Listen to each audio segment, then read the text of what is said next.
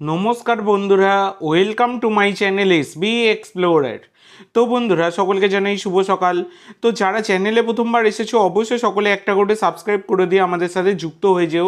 Subscribe করা যেহেতু একদমই ফ্রি, তাই অবশ্যই সকলে একটা করে সাবস্ক্রাইব করে দিতে ভুলো না।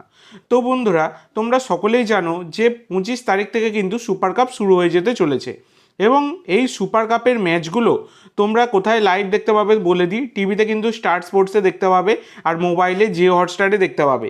এছাড়া আমি লাইভের বিষয়বস্তু শেয়ার করে দেবো তোমাদের, তার মাধ্যমেও তোমরা কিন্তু ম্যাচ দেখতে পাবে। সেই কারণে এসবি এক্সপ্লোরার ইউটিউব চ্যানেল এবং টেলিগ্রাম চ্যানেলটা অবশ্যই সাবস্ক্রাইব করে রাখবে, তাহলে কিন্তু তোমরা লাইভের বিষয়বস্তু পেয়ে যাবে। এবার হচ্ছে দেখো, মোহনবাগান তাদের প্রথম ম্যাচ রয়েছে 25 তারিখে, তার আগে ইস্টবেঙ্গলের ম্যাচ রয়েছে।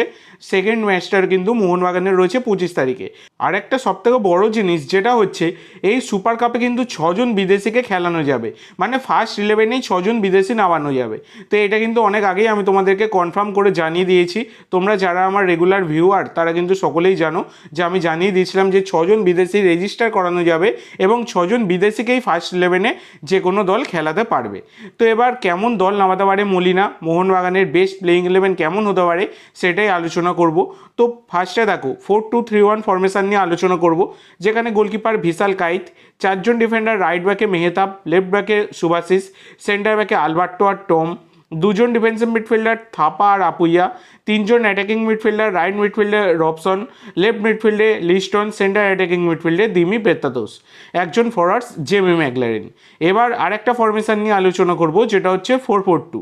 তো এটাও কিন্তু একটা খুবই গুরুত্বপূর্ণ ফরমেশন, যেখানে গোলকিপার সেই একই থাকবে ভিশাল কাইত, 4জন ডিফেন্ডার, রাইট ব্যাকে মেহতাব, লেফট ব্যাকে সুভাশিস, সেন্টার ব্যাকে আলবার্টো আর টম, 4জন মিডফিল্ডার, রাইট উইংয়ে রবসন, লেফট উইংয়ে লিস্টন, সেন্টার মিডফিল্ডে আপুইয়া দিমি পেত্তাতোস, 2জন ফরওয়ার্ডস জেমি ম্যাকলারেন আর জেসন কামিন্স।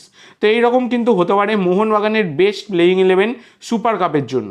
তো তোমাদের মতে মোহনবাগানের বেস্ট প্লেইং 11 কী হতে পারে সুপার কাপের জন্য, অবশ্যই সকলে কমেন্ট করে জানাতে ভুলো না। তো আজকের জন্য এইটুকু বন্ধুরা। ভিডিওটি ভালো লাগলে অবশ্যই লাইক করো, শেয়ার করো।